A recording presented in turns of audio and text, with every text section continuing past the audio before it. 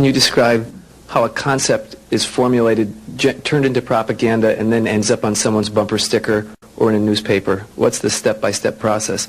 The other thing is, how close is the Politburo to the actual propaganda creating process? And finally, the 007 incident was notable in the fact that it took a long time before the Soviets responded to it, and then the military took the lead in terms of explaining what had happened rather than the political organs, and I wanted to know why that actually happened. Okay. Now, the propaganda concepts are not being developed. They had been developed long time ago. There's nothing basically new in the concept of overall propaganda methods and goals. The ultimate goal, however ridiculous it may sound, or primitive or simplistic, is the world domination. Many experts in foreign policy would ridicule my opinion, but this is what it is. I saw it with my own eyes. I was a part of that. So, and my father was, I think I mentioned that before, he was an inspector of land forces. He traveled all over the world where the Soviet troops were stationed, so he knows perfectly well that the troops are not stationed there to collect harvest for Cubans or to help Afghanis to develop the hordes of cattle or goats. They are there for one purpose, world domination. The concepts, the immediate issues or problems are created, of course, for propaganda purposes, and they end up as a bumper stickers, probably not long. It takes really short period of time. Unlike some other things in the Soviet system, propaganda is one of the things that they don't save money on. And there is a huge apparatus of propaganda experts in USSR. Novosti Press Agency is just one of them, one of the organizations. But apart from them, there is a department of agitation and propaganda within the Central Committee. There are faceless people, names of whom you will never learn. They're kind of classified. I didn't explain you the methods today because it will take us another day. The methods include such things as semantic manipulation. The words and expressions are being coined at the rate of 5 expressions a minute by extremely clever, educated experts. And the media outside of USSR obediently repeats this cliché. I give you just several examples, not to take your time, not to bore you to death. Okay, I mentioned one thing, United Nations. The expression was invented by the Soviet propaganda experts, not by Americans. We know perfectly well it's not united, and it has nothing to do with nations. More than half of the delegations in UN do not represent any nation at all. They are disunited, obviously. The United Nations had not been able to solve a single military conflict. Nowhere in the world. They provoked war, yes, they took part in wars, but they didn't prevent expansion of communism, or they did not prevent a single war anywhere.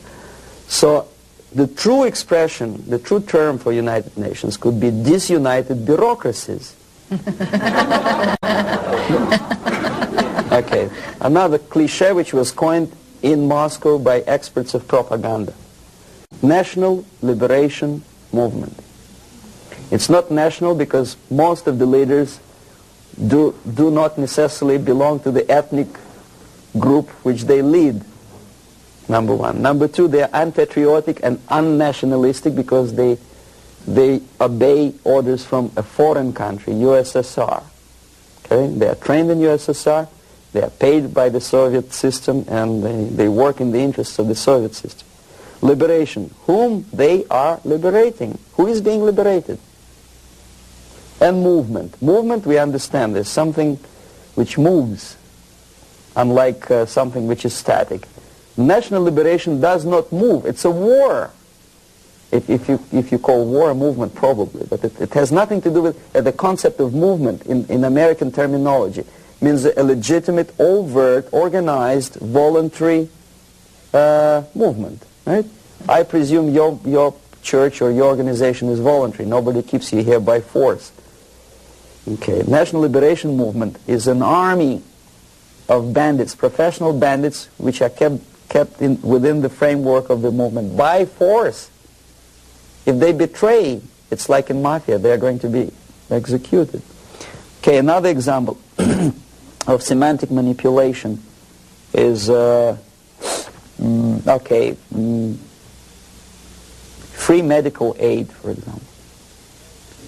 You think it's an American democratic expression. No way. The term was coined by the communists long time ago, at the time of Comintern. There's nothing free in this world.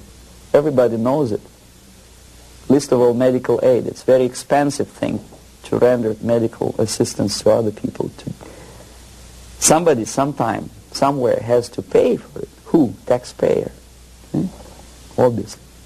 There are many other things that are being coined by the Soviet propaganda apparatus. Unfortunately, see, if I call myself a genius writer, for example, Los Angeles Times would not call me that, right? They will call me a strange, crazy Russian who calls himself a genius. Then why the hell they call liberation movements what they call themselves? Just because they are many? See? The logic is twisted. The stickers on the bumpers, I don't know. It depends on the ability of local forces to tow the foreign policy. How close is Politburo to implementation of propaganda actions? Very distant.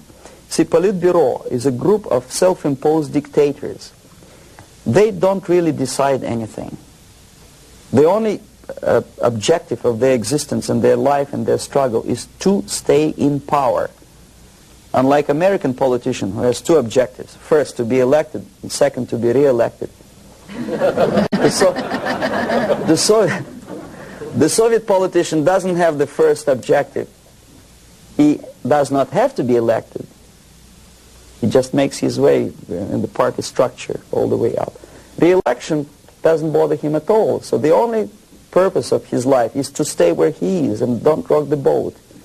They don't make decisions. The decision-making level are the faceless group of experts, as I tried to explain to you. And the Politburo gives only the basic directions, what to be done, and the obedient servants of the highest caliber intellectuals are dutifully developing these things. Some independently thinking progressive academics in the United States think that come socialism they will be able to preserve their integrity and independence. It's wishful thinking. They will become obedient servants of the system that they are trying to force upon you. The Korean airliner incident, from my viewpoint, is not an incident at all. I believe it's a carefully planned and premeditated provocation. I'm not sure whether they did it. They killed 268 people just to get rid of Larry McDonald, but it's feasible. I wouldn't be surprised if they killed more than 60 million of their own men just to implement rotten ideas of Marx and Engels. You know, what would 268 people matter? Second, it is not a military blunder, and the order was not given by military. Never a single military officer of the highest caliber will take responsibility to shoot a civilian airliner. My father was an officer of general staff of the Soviet Army. I know perfectly well what I'm talking about. No officer would take responsibility. He'll be shot tomorrow. Are you kidding?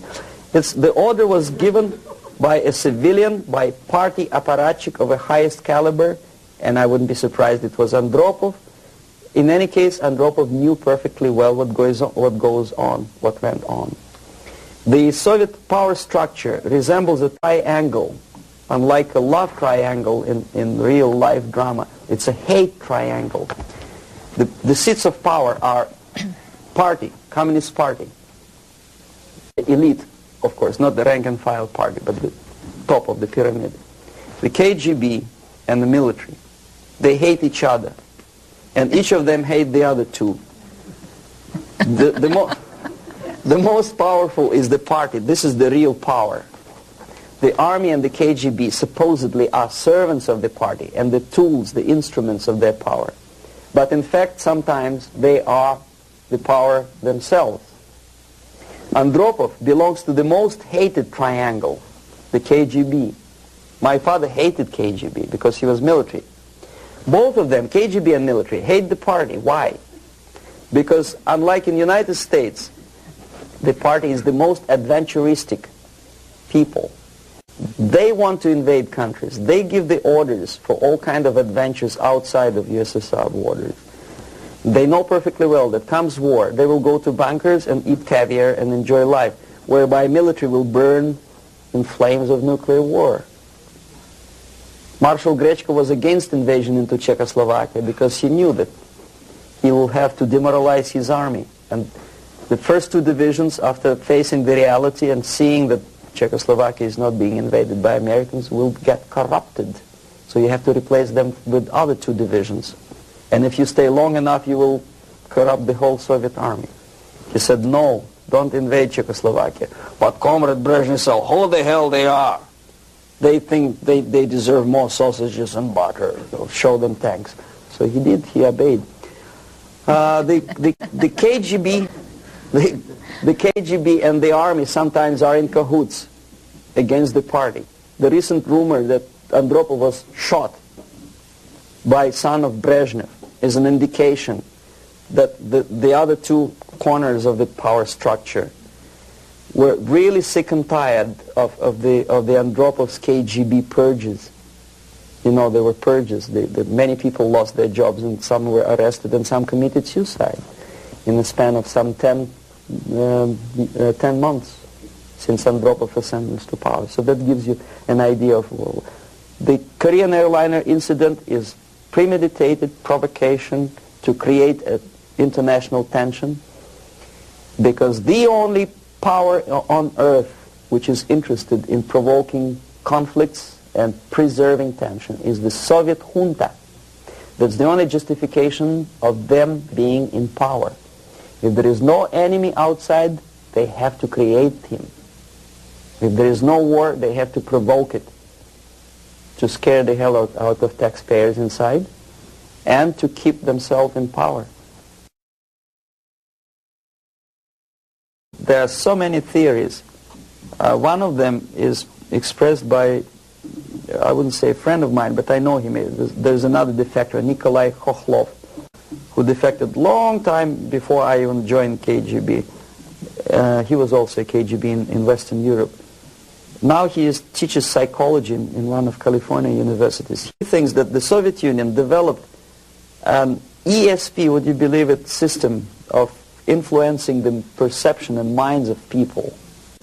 And the generators of ESP willpower can be focused on individuals and groups of individuals so efficiently that you can literally focus that beam or whatever it is on a pilot or two pilots or three pilots and convince them that actually they are flying on the safe territory, so there is no need, you can convince them that there is no need to contact the ground-based station, and you can artificially draw the plane by brainwave into the Soviet airspace. Whether it is true or not, I don't know. But I know one thing, that when I was a student and I graduated from Oriental Studies Institute, one of my friends, he was an extremely intelligent Jewish boy. He graduated from the mathematical department of Moscow State University. After 3 years, I returned from India for vacation, and I met him in the during the reception at the Academy of Science, and I said, "What are you doing here?" He said, "I'm working in a secret research bureau." You know, the secret, which means basically defense industry, they don't have addresses, they have post box numbers. And I say, is it that much secret that you cannot tell me what you research? He said, "You wouldn't believe me, brain waves." And I never saw him again.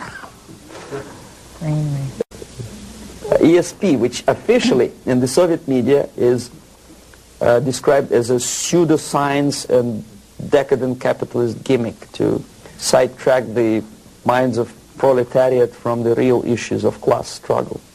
But obviously KGB takes seriously that pseudoscience.